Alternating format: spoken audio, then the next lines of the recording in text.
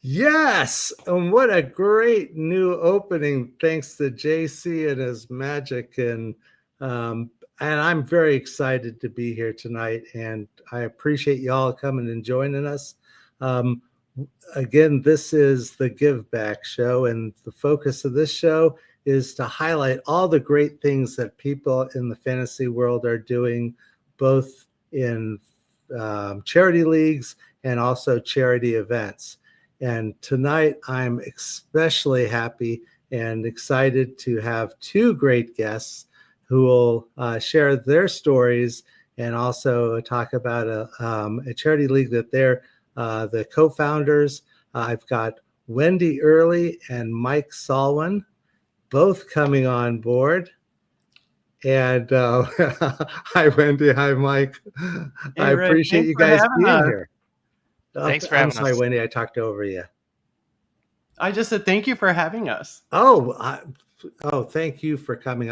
I've followed you for a while. I don't want to say years, since we're all pretty young right now, but it's just an exciting opportunity to be able to talk with you both.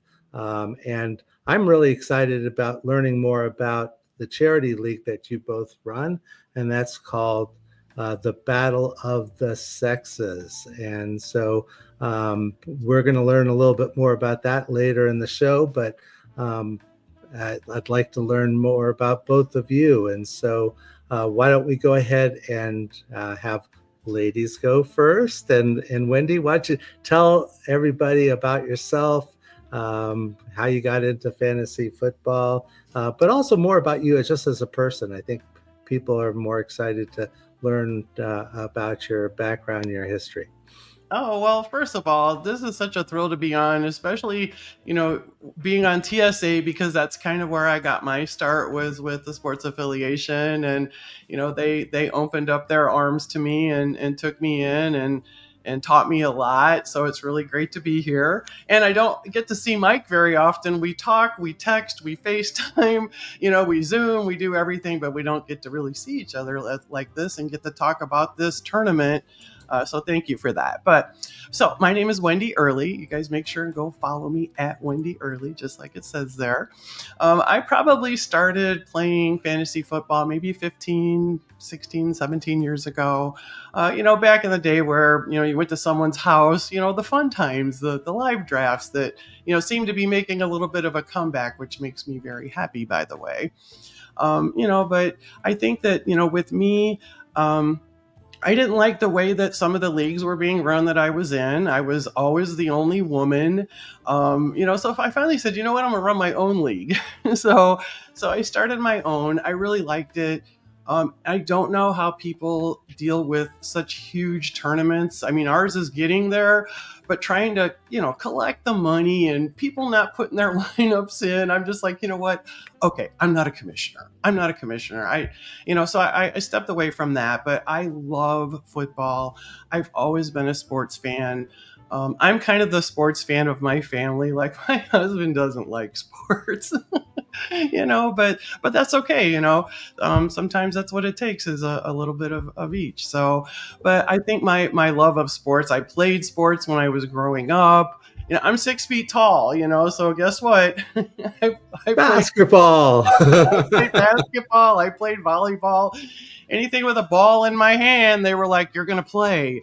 So I've just always been a sports fan, and to actually be able to turn this fun hobby into something that is good, and meeting all of these great people has just been a great thing for me. So, but anyways, I live in Indiana. I live about an hour from Chicago, so I am, I do go, I'm a Miami Dolphins fan. I know it's really odd, but I like Dan Marino. He was my guy. So, but since I'm so close to Chicago, I kind of follow the Bears as well. I went to like 4 games this year, and had a really great time. So, but like I said, the being able to have this community and other women being involved has really amped things up for me. So that's why I'm here. Well, I appreciate that, and I have to admit I'm a big fan. Um, I've seen so many podcasts that you've been the guest, and the energy, the love of fantasy football, and more importantly, the love of sharing what you have, and you share it so well with others that one, I'm looking forward to meeting you in person I know, I can't wait.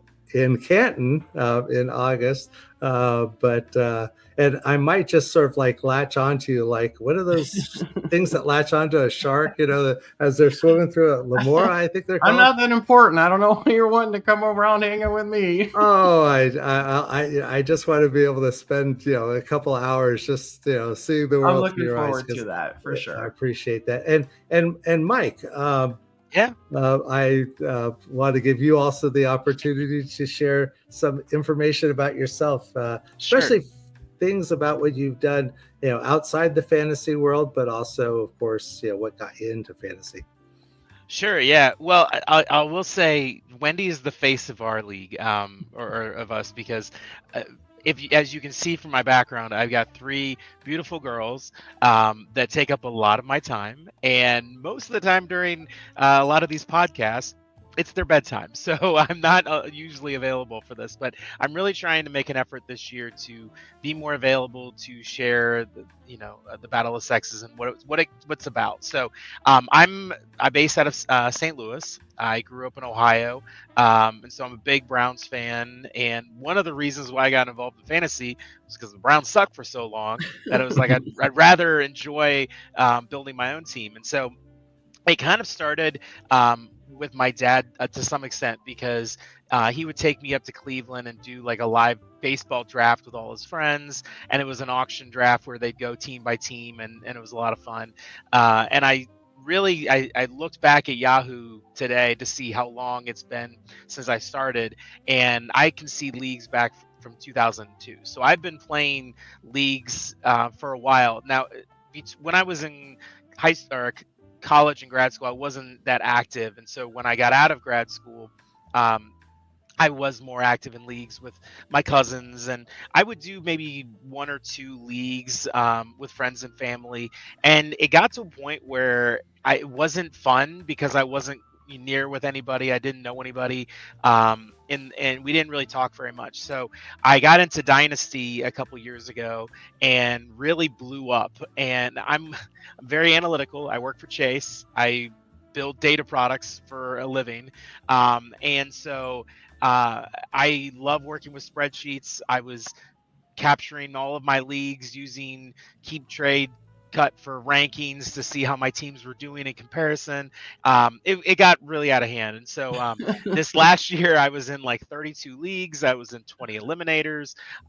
It just got really kind of crazy. But, I'd love to talk when we get to it. We'll talk more about the charity league. But yeah, I'm really the only one that watches sports in our family. We'll watch it from time to time. My wife is a Bears fan. She's from Chicago.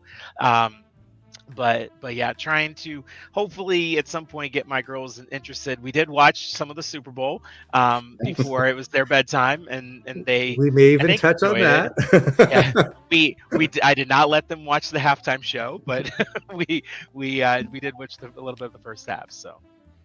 Well, and Mike, I appreciate that. And one of the things I also appreciate is, and we'll talk more about the battle of the sexes and all the work that you've put into that. But as with most of us in fantasy football, this is kind of something we do for love, and we actually have to do other things outside of football or fantasy football to pay bills. So, and that's, we're balancing so many things, our time with our families, and your beautiful daughters are a perfect picture of that. The times that we spend having to work, and work is a major demand of our time. And I was just curious, and if you already said, I'm sorry, but what do you do for a living? And Yes, I'll start. I work from home, which helps a lot. So I work for Chase, the bank, and build data products for analytics. Digging into data is kind of what I do for a living. So I love it. I love digging into the data that as it comes with sports as well. And so working from home gives me that a little bit of freedom to manage. So I have some fun leagues that I manage. I manage like a salary cap league. I manage a league Wow. that Wendi was in. The salary cap league is a lot of fun. Was. It was. Was in. Yeah, we built a dynasty league off of the eights group chat that we were in back in the day, and that's kind of where some of this came out of. But yeah, so it's fun. I've kind of stepped back from managing a couple leagues, but yeah, that's what I do. And because I also work in technology or work for a technology firm, and so do you ever do you apply some of the data processing work that you do in your fantasy football life? Are you doing Well, skilled what I analysis? well, so I to some extent, yes. I grew up, or I went to school for statistics and mathematics, and so I do some of that. But where I use it, I think a little bit more maybe is on the processing end. I use the Python to pull down the data from Sleeper in order to run the tournaments and the scoring and everything Nice. like that. So I actually help out with a another charity tournament, which is fantastic. It's the the JTT Cup. So I do all of their data analysis and pulls from them and support their tournament for data warriors. So that's where I use it to some extent. I feel like if I over engineered statistics with the football, I wouldn't enjoy it as much. So I use more the data collection of word of mouth and talking to people and getting an understanding. I use KTC's rankings. While not perfect, it's directional. So I found that has led to my success in my fantasy leagues to some extent. So I do use data in some aspects. And And Wendi, I think that's kind of why I know Michael always says, "Oh, she's the face of bots." That's because he's the numbers of bots, okay? And I think that's why we work so well together. I'm in a different time of my life. I don't have younger, kids anymore. My daughter's grown, just bought a house. I have a little bit of extra time, so I can get out there and I can promote and I can recruit, and Michael does all the rest. I give it to him and I'm like, hey, here it is. Do what you need to do. He's amazing. and I think in a past interview, I saw you mentioned that you're the Pied Piper, which I think is a great description because you're really good at drawing people towards you. Here I want to, She's got a magnanimous personality that like everybody just wants to be around, and when you see There's that, probably people that are here watching that are disagreeing. well, you see video, I mean, you see her interviews of I mean, there's very few people who have Stefania Bell's number that they can text. So let's just throw that out there. You see videos of and pictures of her um at the expo, and everybody wants to be around, everyone wants to talk to her. So it doesn't help that she's 6 foot. I mean, You can't miss kind me of even stand if out. you wanted to. Yeah.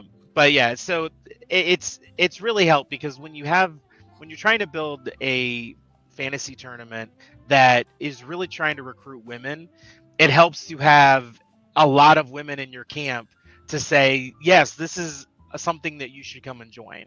And I've heard from so many people who absolutely love this tournament, who think it's one of their favorite fantasy tournaments that they run. And in fact, I got my mom to join, so that was a big win. And she funny story about that. During the draft, she was getting on my dad and saying, "Why aren't you drafting faster?" So it was just kind of funny that like she became super involved with it. And yeah, that's the whole point of this, is to get That's all people part of it. Yeah, to exactly. play that have never played. And I mean, we'll talk more about it, but the girls that we got involved, the daddies and the daughters, is probably my favorite thing about Yeah. this year. For sure. And for Ryan to win it all, come on, you couldn't have written it any better if you I know. tried. But yeah, we'll talk about that coming up for sure. Yeah.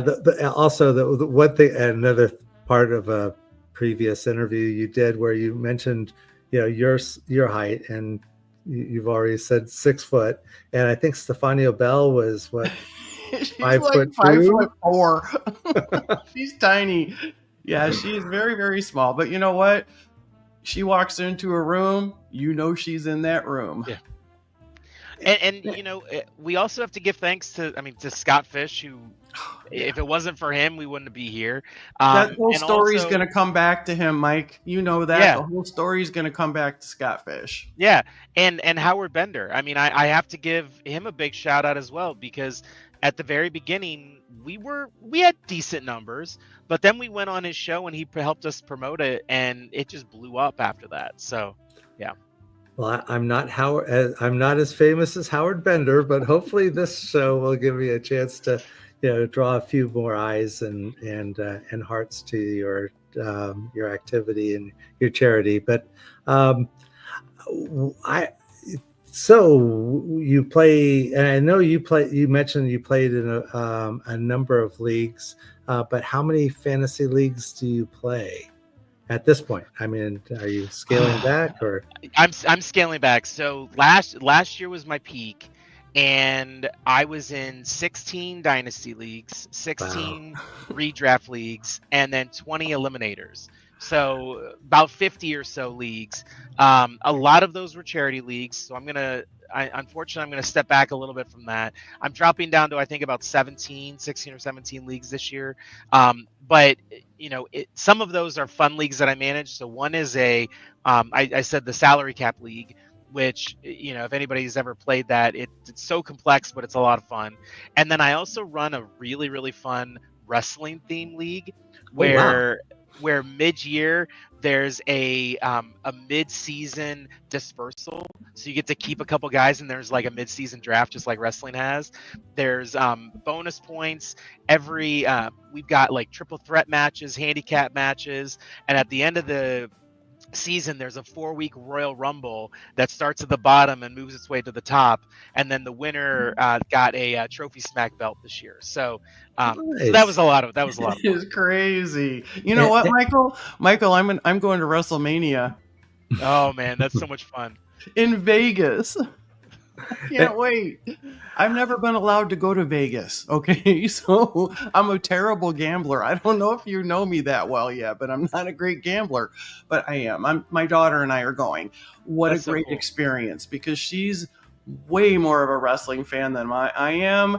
But I'm going for other reasons. But I'm going to get to see people that I've met through fantasy football, Rick. That's nice. I'm going to see people out there. I'm going to see Scott Frankel. Scott Frankel is one of the biggest supporters of, I think he plays in every charity tournament out there. You're going to see Scott. Don't even ask how many leagues he's in. He has to have he's over 100 leagues, yeah. It's crazy, but he's the first one that got me into playing in a lot of the charity tournaments. So I always have to give him a shout out. So, but it's one thing I do want to talk about, since you did mention, how many leagues are you in? And one of the comments from Sniper Mel, I saw it up there. It says, we all say we're going to cut leagues. And she's right. Okay. We all say that, but sometimes you really have to do it. You do. I want to talk a little bit about mental health awareness. Okay. Because at the beginning, when Battle of the Sexes when the draft started this year, I was very busy at work. I was overwhelmed. I'm in a management position. So it's like I was very overwhelmed at work. My phone's going off. I'm missing stuff. I'm missing drafts. I'm missing my turn. I was having a mental breakdown, and people saw that. And some of the people are here, like Sniper Mel. Mel is one of the people that she texted me, hey, you're on the clock. Because I told her, I said, I need help. I can't do it. So sometimes when you need help, that's what your friends are there for. And having those people, around you that understand. All these people in the chat, they've all been there.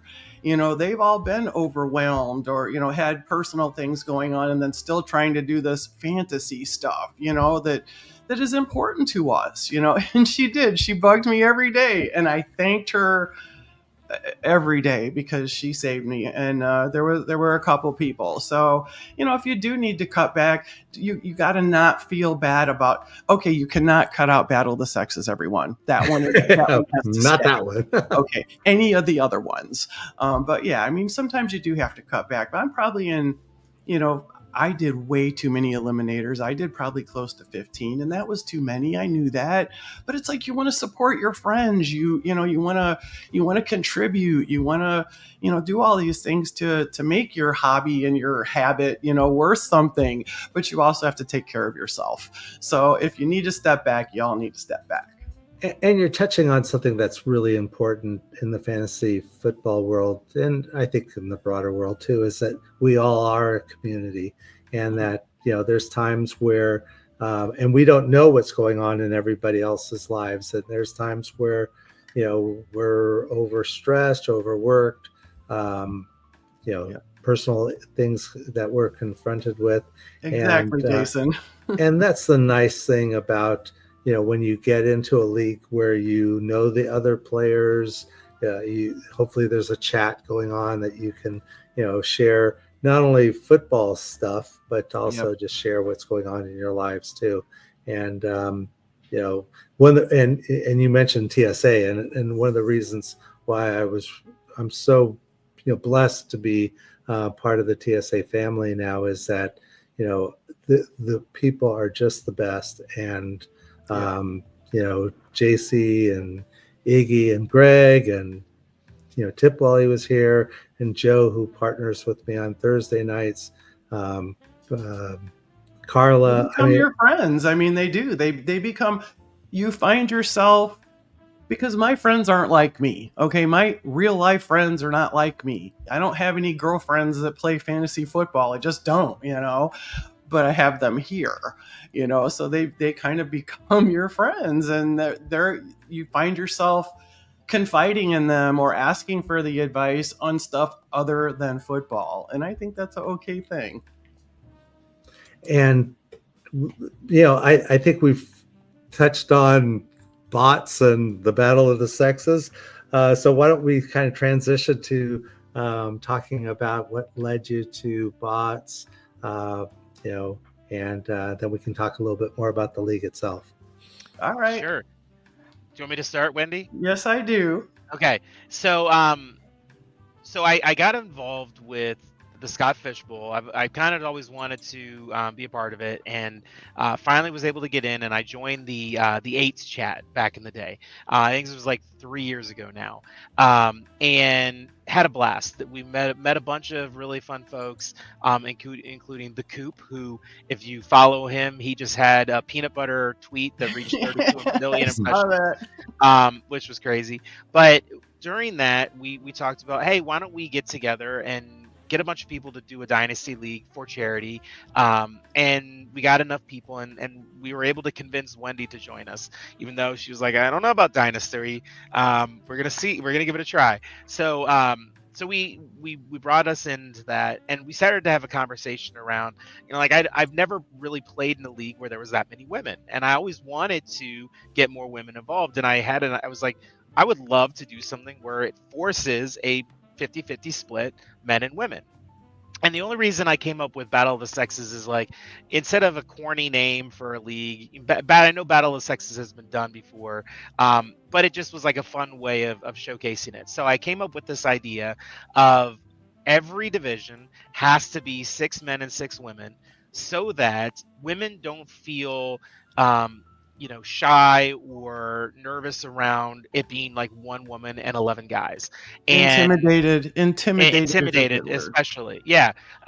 Intimidated is a much better word. And so we came up and we started talking about, like, well, how can we make this work? And we just like, let's kick it off. And we got, I think 36, 50, we had enough for, I think, 6 to 10 divisions.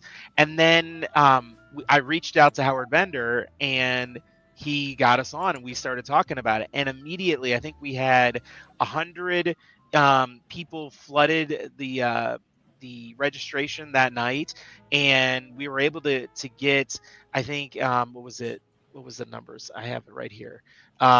We had 180 folks participated in year one, and we ended up raising almost $6,000, which was fantastic. And then this year, I wanted to do something a little bit different. I'm trying to mold it a little bit to what Scott Fish does and give a little more freedom with that. So this year we had, our league was TV couples.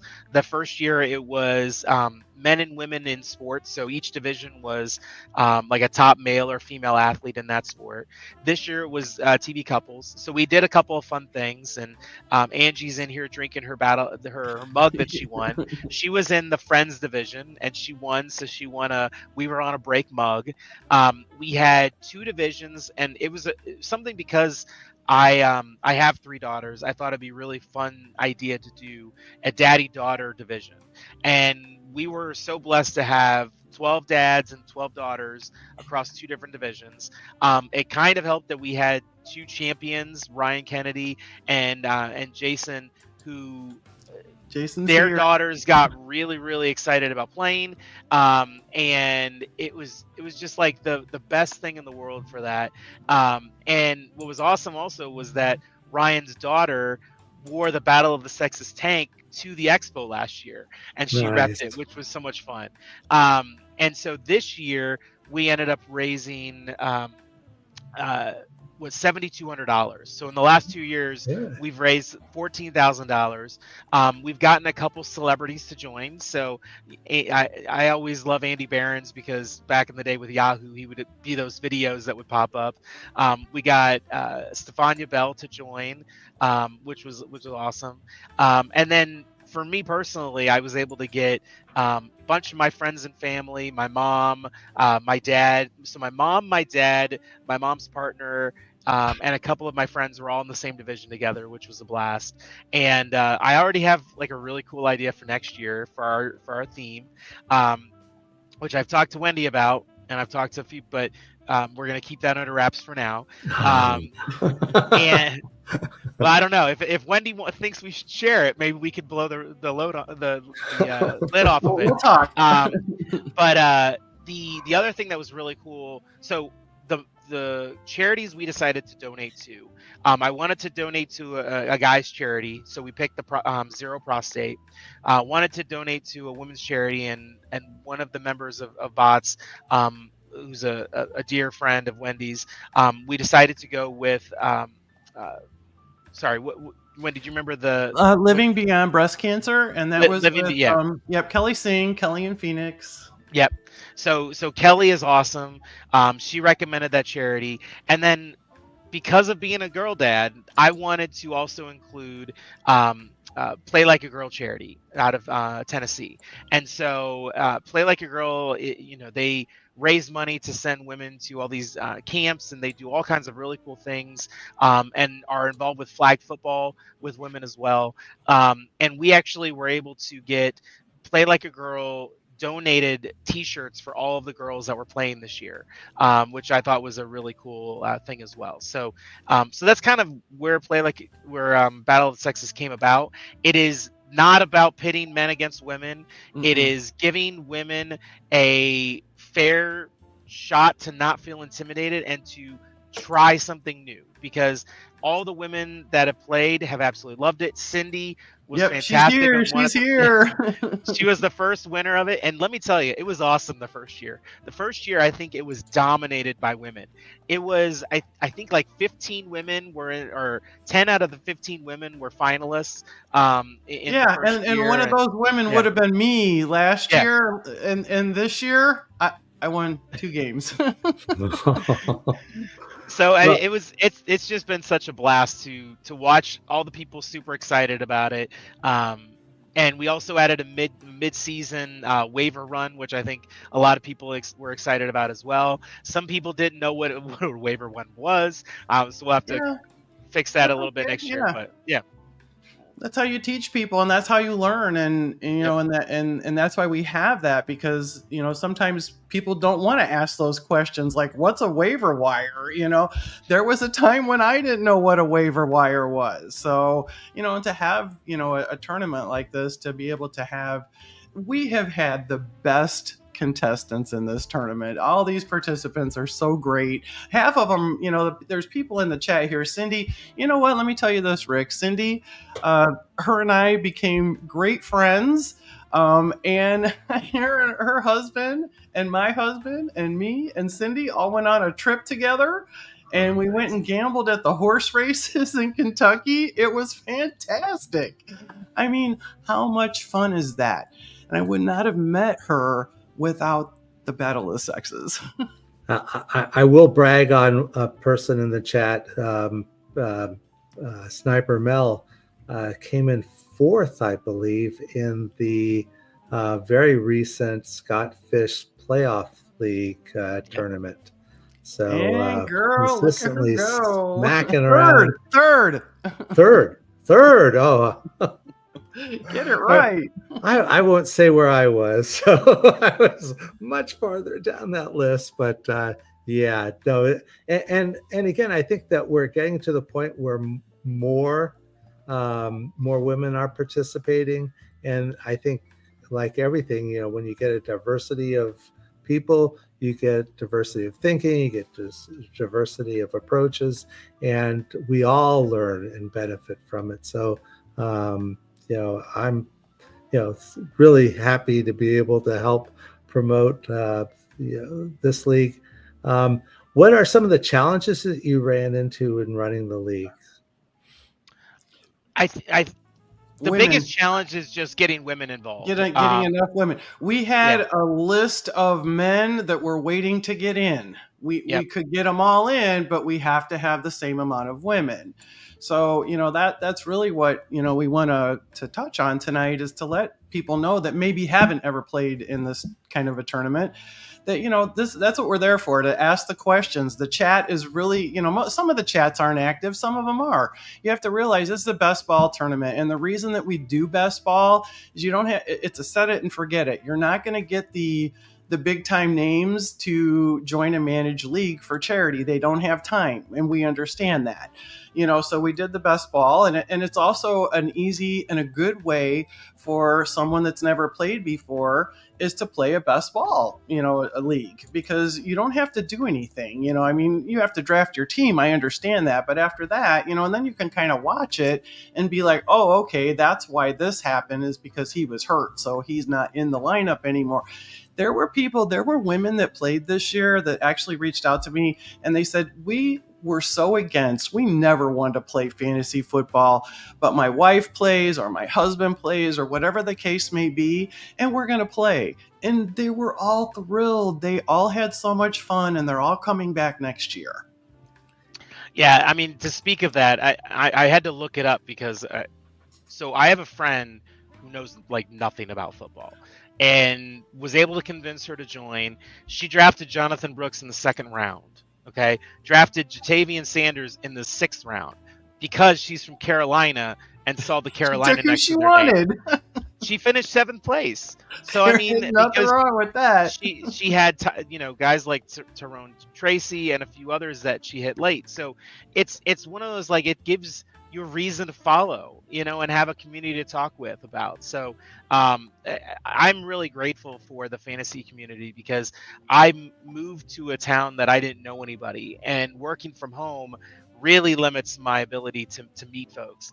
And so without having this community, I would it would be lonely-ish to make friends and stuff. So I'm really grateful for all the people that I met through the Scott Fish Bowl and the fantasy community. And for someone out there, and because I know that, you know, there's a passion, also there's a cost in terms of, you know, your time and energies and everything that you bring to running this sort of a charity league. Is there any advice you'd give to others out there who are, you know, perhaps thinking about doing a charity league, and is there anything you could do to help encourage them to give it a shot? So what I would say is the biggest thing, and the one that I've seen hits the most, is to pick a charity that means something for you. Pick a cause that, win or lose, no matter how many people you get, it means something to you. The JTT Cup, the some of these other ones that we've seen that thrive, have folks that or it all, the money goes to something that is very meaningful to them. And if people don't see the passion that it brings to you to run the tournament, they're not going to be as interested in running it. So what Wendi said about managing leagues, it's very difficult to get a good amount of people to do a league if it's not something, if you have to manage it throughout the year. So that's one thing I would also say is, the more people you get, by doing a best ball type of league where you draft it and then you forget about it, that is a big key thing as well. And really just talking to people, getting out on these pods to talk about why this thing is meaningful to you, will really help to get people invited to it. But again, you can't live and die off of the numbers. You have to do it because you have a passion for the charity that you're raising money for, and that's my best advice. I think that's great advice, because the whole, like I said, I will play best ball unlimited as far as it goes with charity tournaments. Unlimited best ball. I'm not worried about that. The drafts are a little tough, but I said earlier, you're not going to get those big names, to participate, and that's kind of what people, want. They want to interact with the ones that they listen to on the radio, or the ones that they watch on Twitter, or watch on YouTube, or watch on their television, and we have that. We have Andy Behrens and Bob Harris, and I mean, that's a bestie thing, but so we've got some of those names, and Stefania plays, and so it's just so much fun, and they see where we're going with this. And I know we had a little bit, and I know Michael touched on this a little bit, we had a little bit of backlash at the very beginning where they were thinking it was pitting men against women, and that's not what it's about. And I think once we bridge that gap and explain to everybody, no, that's not what we're about, it kind of opened everyone's eyes a little bit and said, hey, but as far as charity tournaments go, I'm right on with Michael. Pick something. You also pick things that your friends are doing, or that are important to your friends. But, again, make sure that you're not overextending yourself, such as myself last season. Now, one thing I will say, which I'm really excited about, one of the eliminators I joined was James Rode Rodriguez. Okay, so if anybody knows you who said that he's is, gonna play, right? he is Sean from the TV show Psych, among other things, Million Little Things. I won his eliminator, and I reached out. I was like, hey, so what does the winner get? And I invited him to join Battle of the Sexes, and he said he would play this year. So look at that. I'm really excited about that. So we awesome. trying to get the big names where we can. I was also in my Scott Fish Bowl was with Shane Battier, and I was trying to sneak him in a little bit, but they're busy. Obviously, they're busier than all of us are. So, but it's always fun to get one or two while you can. Yeah. I keep wanting to spill what the ideas for next year. What? Listen to me, Michael. Michael, listen to me. We have all of our people in this chat that really care about this tournament. Look at all these people that tell them, Michael. Okay, so next year, I guess, 2025, it is going to be music themed.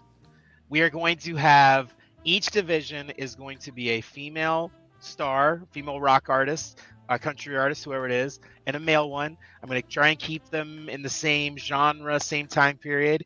But for the dads and daughters, I still have yet to figure out who the dad representative is going to be, but the daughter is going to be represented by Taylor Swift on one side. Now, if we get a second or third division with the dads and daughters, we'll have to figure out some other ones, maybe Sabrina Carpenter or little Pink Pony Club action, but Taylor Swift is going to represent one of the daughter groups. So I'm very excited about that. And I'm also excited because we bought a domain, so I'm hoping to have a web page that it's going to be running out, an email that's going to be able to send from. We're going to try and see if anybody wants to help redesign the logo to some extent with the theme, and then put out some new t-shirts. So really excited about coming up with all the divisions. And Hot off the yeah, presses, Rick. I was going to hot off the say presses. breaking news, and you broke Breaking it news. here. Thank you very much. Well, and I didn't want to jump in, but we've got Kelly as our guest on Thursday night. Oh, yay. So so we're excited. She's going to tell us a little bit about what she learned and saw at Super Bowl week. She nailed it. She killed it. She was out there. I mean, she did such a great job. She is such an inspiration. Okay, let me tell you a little bit about Kelly in Phoenix. I don't know, some people know this story and some people don't.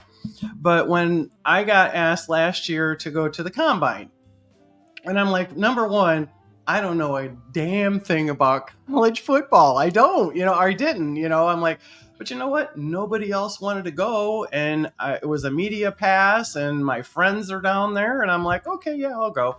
So I got a hold of Kelly because I knew she had gone to Super Bowl week last year. That woman helped me so much. She told me, go out. This is what you need. Buy this, buy this, buy this, buy this. You do not need all this other stuff. And she was right. Everything that I had, everything that I needed, I had with me because of Kelly in Phoenix. Well, and, again, we're excited to find out about that question she asked of Travis Kelce, which somehow broke the entire news world. She was getting on, regular or straight news, like entertainment news, and not just the sports world reacting to it. So I'm looking forward to learning or hearing more about that, but also, finding out more about her own story and where she's hoping to go also in fantasy football, since I've been a big fan for, and I don't want to say years again, because, people can tell by my gray hair that I've been here a little while. Well, I'm really appreciate the two of you coming. I know that, this is a busy time of year. I'm also appreciating the fact that, Wendi, you came on while you were still feeling a bit under the weather. No problem. And I really appreciate it. And just some nuts and bolts of it. It's a super flex league with a little bit of tight end premium, some PPRs thrown in. The scoring kind of is matching a little bit to Scott Fishbowl. At least it did last year, minus some of the craziness around kick returners. Part of that is so that it helped, like, you can use the same research you did, or at least the same knowledge that you get from Scott Fishbowl for this tournament. It is best ball. We did do a mid-season draft run. I think we're going to add a few more waiver runs this year, so that, because I think people like not having to have injured players sitting on their bench. So that's kind of what it is. Again, this year we had 312 people play, hoping to keep growing that. And really, the more women that play, the bigger it grows. So we need more women, friends, family, sisters, wives, girlfriends. We will make sure that the wife and the girlfriend aren't in the same league. Doesn't have to be the same. I'm just kidding. But yeah, so Battle OTS is the Twitter account for Battle of the Sexes. Pinned on there is the registration form to get signed up, or you can just reach out to Wendi and myself to get started. There is no cost to play. We've suggested a $25 donation, but people have donated as little as $5 or $10, as much as $100.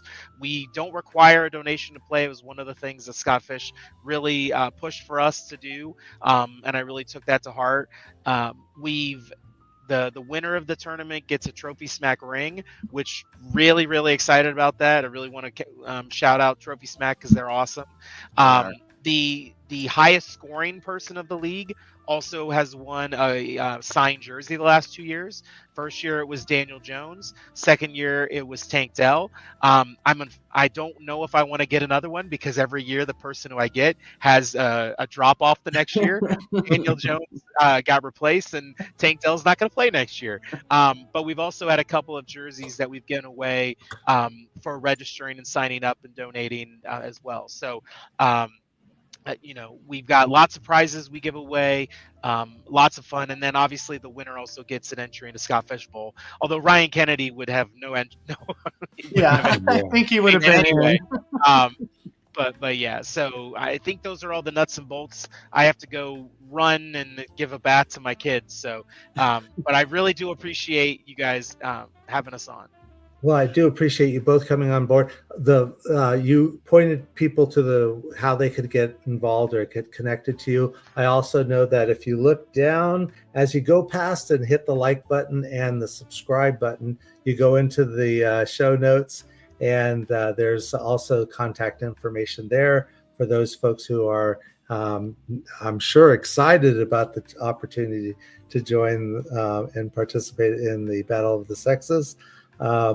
Want to thank you both for giving your time and telling your story, and hopefully encouraging people watching this show to become more involved in these charity leagues and charity events. I'll go ahead and give a couple of quick plugs. We've got, as I mentioned, we've got Kelly coming in on Thursday night for the Thursday Checkdown show with Joe and me. Also want to encourage folks who are into basketball to check out JR's show on Sundays.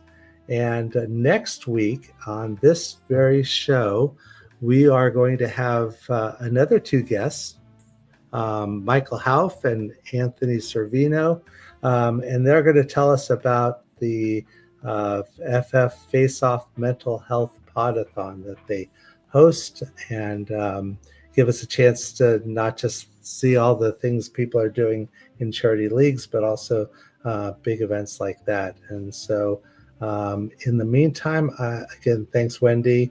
Thanks, everyone, for tuning in and participating in the chat. Look forward to seeing you all next Tuesday. And remember, be good, do good, and give back. Thanks, everyone. Thank you, Rick.